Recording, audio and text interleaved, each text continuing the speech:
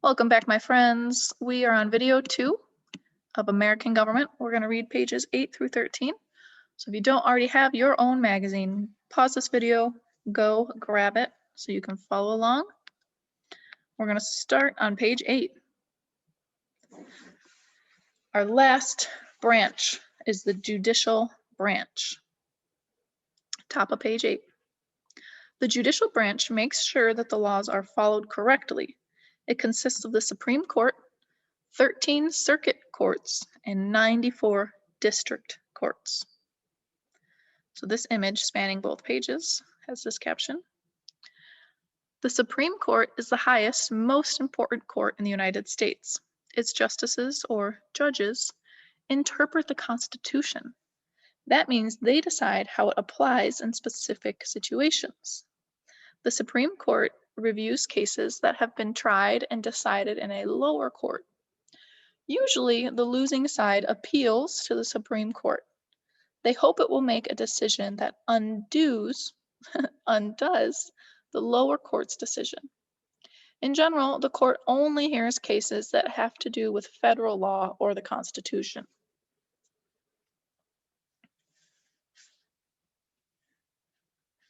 Bottom of page 8 here, this cartoon.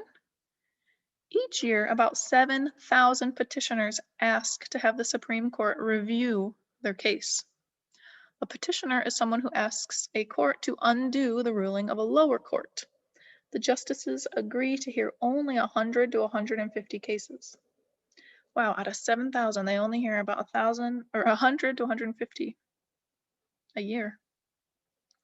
In this picture that spans both pages, there are 8 associate justices on the Supreme Court and 1 chief justice, making a total of 9. The chief justice is the head of the judicial branch of the government. Typically, the chief justice swears in the President of the United States and is in charge of an impeachment trial. William Howard Taft was the only president to also serve on the Supreme Court. Shown here are the 2017 justices. I'm not sure how much has changed. I know that this justice right here, she's also here, recently passed away, Ruth Bader Ginsburg, and President Trump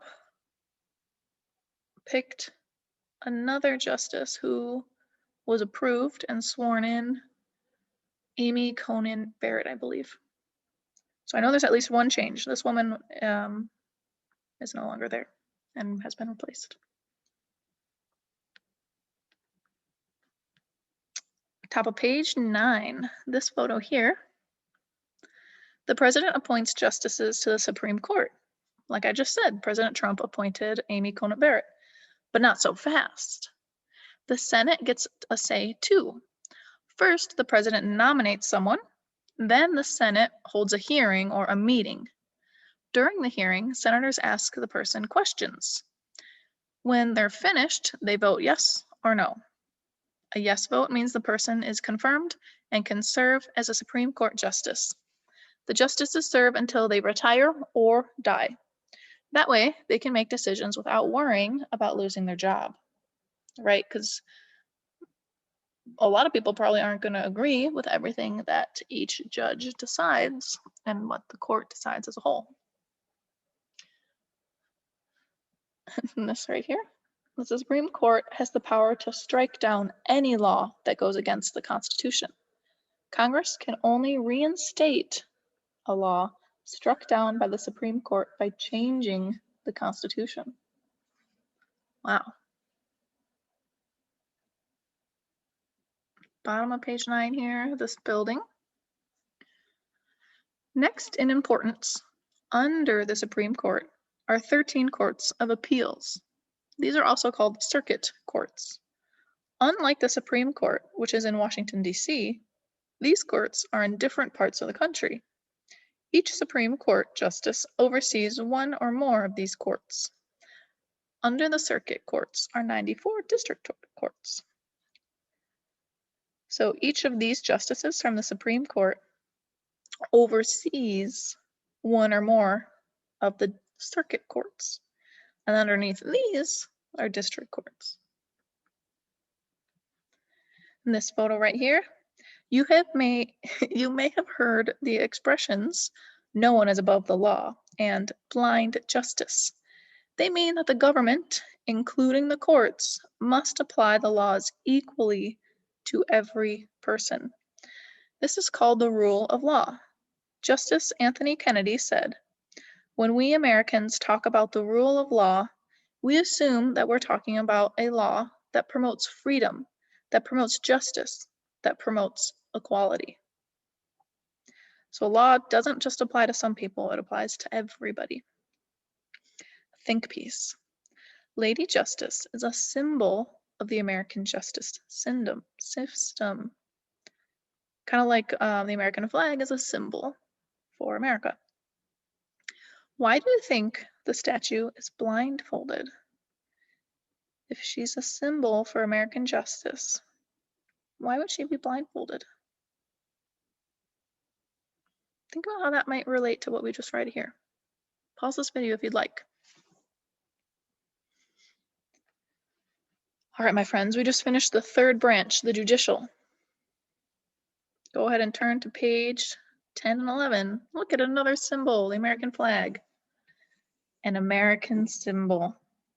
The United States has a uniquely diverse population. Some of us are native to this land. Many of us or our relatives come from Europe, from Asia, from Africa, from the Middle East, and from South America. Despite these differences, we unite to form a single nation like no other on the planet. Our unshakable belief in the validity of our government is part of what holds us together, even though we may not always agree with its leaders. The experiences and symbols we share are also part of this sense of unity. Even though we're not all the same and we don't all agree on everything, we believe in our government. That's what holds us together. The caption on the bottom of page 11 here, it reads, "Our flag with its 50 stars and 13 stripes tells our history. Each star stands for a state in our nation. Each stripe stands for one of the original 13 states. You'll see the flag flown every day in many places. You'll also see it on Memorial Day to honor U.S. military personnel who've died serving our country.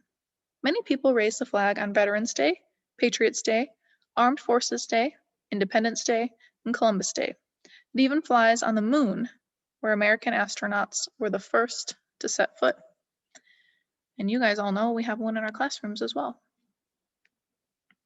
Go ahead and turn to pages 12 and 13.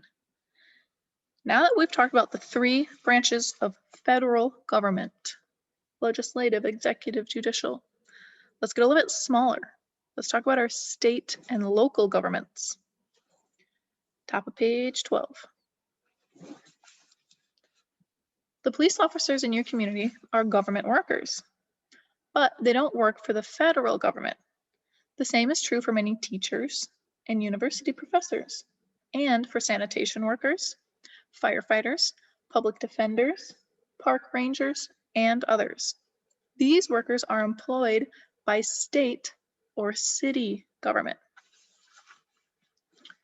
So here's a picture of two guys, looks like they're fishing, and it says, "Each state government takes care of matters that affect people in that state. These include issuing licenses for driving, hunting, and fishing." So the state of Washington gives us the right to hunt, fish, and drive. Let's look at these examples of state governments. Every state in the US has a government with a legislative, an executive, and a judicial branch, just like the federal government. So in Pennsylvania, in 2016, they had about 12,784,227 people. They had 203 representatives in their state legislature, 50 senators. Their governor has a 4-year term. It's limited to 2 terms though, total 8 years. And their Supreme Court has 7 judges elected to 10-year terms.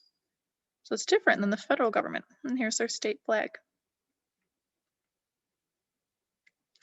Wisconsin, on the other hand, has a almost 6 million people in 2016. They have 99 representatives and 33 senators. Their governor also has a 4-year term, but there's no limit. They can run over and over again. That's different than Pennsylvania. Wisconsin's Supreme Court has 7 judges elected to 10-year terms. That's the same as Pennsylvania. And here's Wisconsin's state flag. Hawaii in 2016 had about 1.5 million people. They have 51 representatives, 25 senators. Their governor is a 4-year term, limited to 2 terms. So that's the same as Pennsylvania, different from Wisconsin. But their Supreme Court only has 5 judges and are appointed by the governor to 10-year terms. And here is their state flag.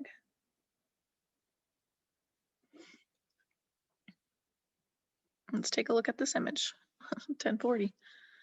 If you hear the word taxes, you may also hear the phrase too high. Almost everyone thinks taxes are too high, and almost no one likes to pay them. But the fact is, taxes are what pay for lots of services. Think about it. Teachers, firefighters, sanitation workers, and police officers must be paid for their work, just as people who work for private companies are paid for theirs. State troopers must be paid, and city bus drivers too. Where does that money to pay them come from? Taxes. As it turns out, we get quite a lot in return for our taxes. So your taxes, your parents' taxes, helped to keep us teachers employed. Top of page 13 here. You may live in a big city or a small rural town. Both these places have government, local government. Different than federal, different than state, we're talking local government. Local government includes municipal or city government and county government. A county is the largest division of government in most states. A municipality may be within a single county or cross county lines. So let's take a look at some cities and towns. New York City in New York, very big city, 51 council members with 4-year terms, which are limited to 2 terms. The mayor has a 4-year term, which is limited to 2 terms. And their courts, many different courts, including a criminal court, family court, judges are elected or appointed by the mayor, depending on the court. However, in the town of Estes Park, Colorado, they have a board of trustees, mayor and 6 board members, each elected for 4-year term. In their courts, they have 1 municipal court judge. It's a smaller place, so they don't need as much. At the very bottom of page 13, income tax. Income tax is the tax paid on the money a person earns. Federal and most state governments charge income tax. Residents of some cities also pay city income tax. The income tax a person pays is a percent of the person's income. People with more income pay a higher percent than people with less income. Sales tax, which is paid on the sale of some goods and services, is a tax added to the price of something. The amount of sales tax can vary by state, county, and city. I don't know if many of you have been to the state of Oregon, just to the south of us here in Washington, but Oregon does not have sales tax. So whatever the price is in the store is the price you pay. But here in Washington, the price may say, $5, but then when you get to the register, it's more than $5 because of sales tax. That's the end of our second video. Please come back for video 3, and I will see you then.